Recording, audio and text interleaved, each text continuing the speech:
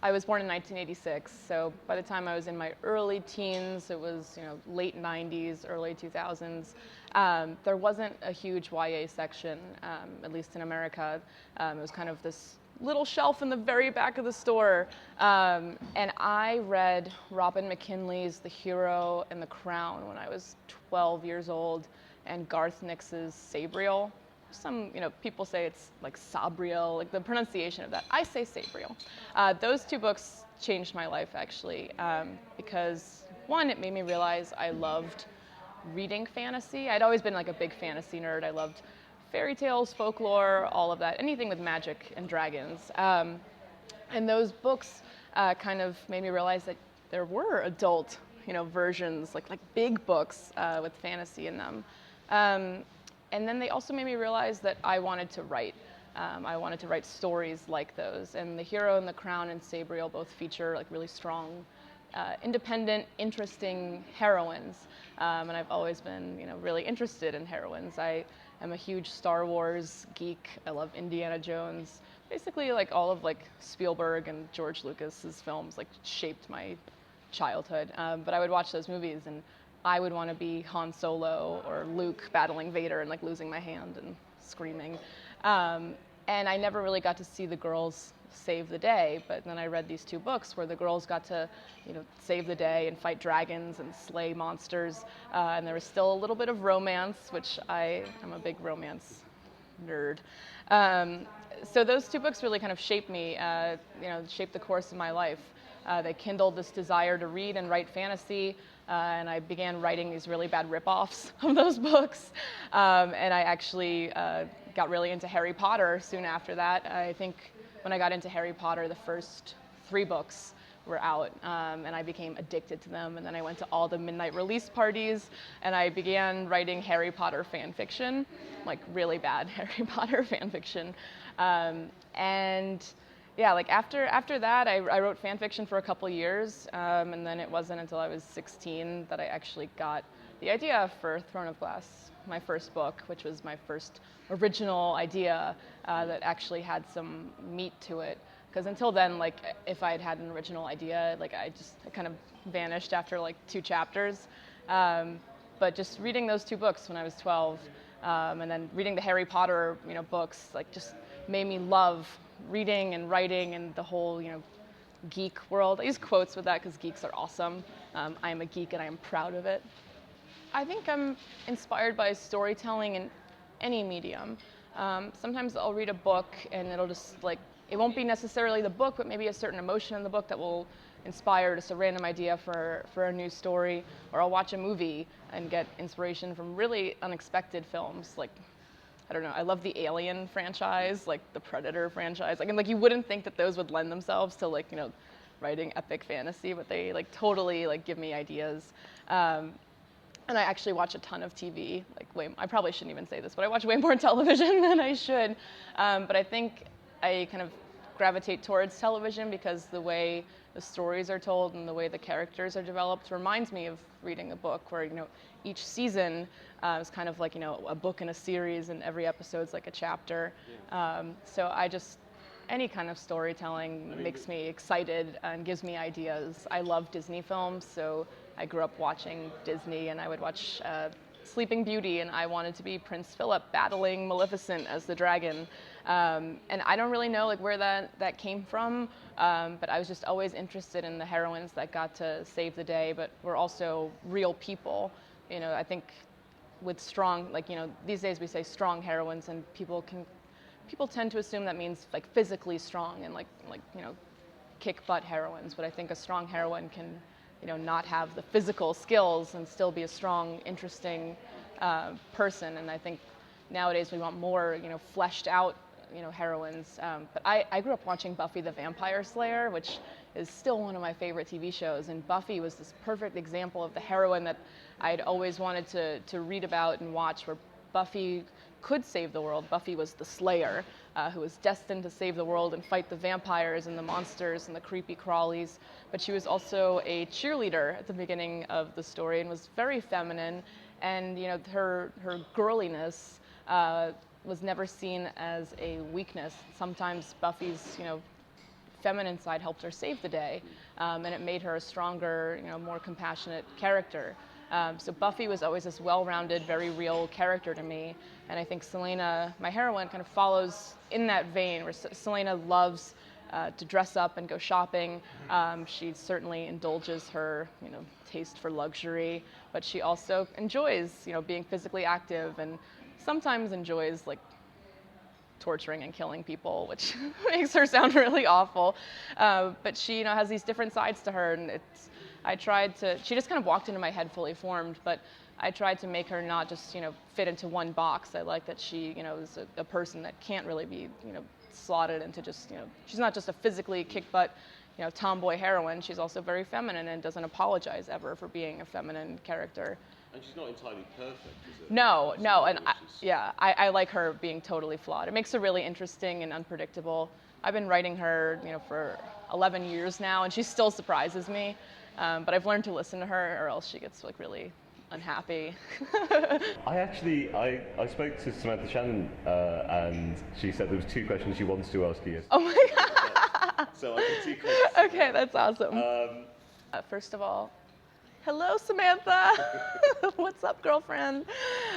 So Kale, he kind of, I didn't actually realize this until like recently when someone else asked me this question, which just shows you like the lack of time I've spent thinking about this stuff. But right when I had the idea for the story about this, young infamous assassin, I knew that she would be enslaved for her crime. She would be in the salt mines, like in this labor camp, and that she would be offered this shot at freedom by the crown prince of this corrupt empire. And I knew the crown prince would be like kind of like cute and whatever. But I also knew that the prince would never be traveling to this labor camp unaccompanied. Like he would have, a guard, probably his father's best men around him. And then I just kind of assumed that the captain of the guard, the leader of the king's men, would be with him. And then I just thought, like, what if he was kind of like this hot, broody guy? And Kale just kind of appeared as soon as I realized that the prince would have, a very, close friend with him that would also be his bodyguard. Kale just, I don't know, he was there. They all were kind of like there in my head, and it felt sometimes like I was just stumbling across a story and recording it, which is, I sound totally crazy saying that. Sorry, Sammantha, for my lame answer. With the world building, I don't really know. I didn't want it to be a medieval world because, it's kind of like dirty back then. I wanted it to be a little more hygienic, maybe, and I wanted there to be, more fashion opportunities. It makes it sound so superficial to say that, but I didn't want to get stuck with, the like wool dresses, and I wanted to have. Cliched as well, yeah, I never thought like a medieval world is cliche. I just thought it was too limited for me with what I wanted to do. I wanted to have a really thriving capital city with tea courts and dress shops, and I wanted there to be a theater that Selena would love going to hear music played live, and I don't know, by wanting to have those things, the world kind of sprung up. I grew up in New York City, going to see the American Ballet Theater, and I wanted Selena to have an upbringing that would like a very urban upbringing, where she would have access to theaters and museums and clothes and different people from around the world. And I don't really know where it was all there in my head, and I did look into the history of things. If Selena's wearing a silk gown, then I, at least as the writer, need to know where that silk came from, who made the dress, the whole process of that, because in our world, trade routes and all of that shape history, and so I wanted to, if I was building the world, I wanted to make sure it could actually work, and I knew that if Selena was going to be wearing these awesome gowns and stuff, then she would kind of need to be in a place where she would have access to that, where merchants from around the world would be bringing in their goods, and I just knew I wanted to write about an empire, because Star Wars and the evil empire. I love that kind of stuff, and I don't know, I feel like I'm giving a really lame answer about the world building, but I've been working on this series for 11 years now, and it just unfolded bit by bit I'm still discovering like little pockets of the world. Every time I write, a new book in the series, I find out like a little more about it. I didn't want to get too tripped up on research and world building before I began writing, because I like just diving in. I do like knowing about the world before I begin working with it, but like the little details, those I like to be surprised. The map is actually one of my favorite parts of the finished book, because it was drawn for me as fan art by one of my online fans years and years ago. I can't remember how many, but she did it for me when the story was still online.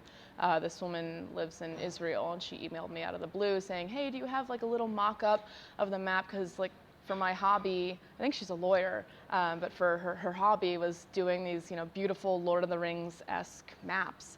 And I was like, of course you can, if you want to like draw a map of the world, you absolutely can. So I sent her my like really crummy version of the map, which was like stick figures and like squiggles.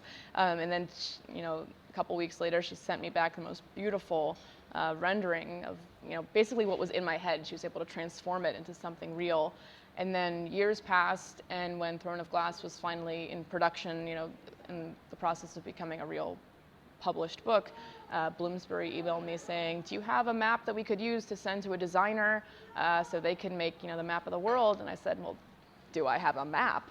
And I sent them what this girl had done, and they were so impressed by it that they hired her, and she spruced it up and made it more high res. So I love that Kelly left her mark on the book, because my fans are such a huge part of why I'm even published. When I began writing the series when I was 16, I had no one in my immediate life that was reading or writing fantasy, so I didn't even know if my stuff was worthwhile. But then having these fans online saying that they love my story and that it meant something to them really made me realize that, one, I loved sharing my stories with people, and two, maybe I could get this story published. And as soon as I started considering if Throne of Glass could be published, I realized how badly I wanted to be a published author, and how hopefully the story would inspire young people, especially young women, the way the books I read when I was a kid, The Hero and the Crown and Sabriel, inspired me. My fans were so vocal about wanting to see it as a real book on a shelf that I kind of kept going, and I didn't want to disappoint them. And they've stuck around. I took the story offline in 2008, and it's been, I can't do math, but it's been however many years, and they are still very active, huge supporters. I was just in Dublin, and a fan of mine went to my event and got up and said, "I've been a fan of yours for the past 8 years, and your story got me through a really tough time in my life when I was a teenager." And that just, she was crying and I was crying, and it was like this whole crazy, wonderful thing. And I am always baffled by, the people that have stuck around, because it's just this story I wrote when I was a teenager, and I fell in love with it, and the fact that other people fell in love with it still blows my mind. It's all been like this crazy dream. So it's going to be about a 6 or a 7 book series. New characters keep on walking into my head and wanting their stories to be told. So right now I'm planning for 6, but if the plot or there are too many characters, maybe 7.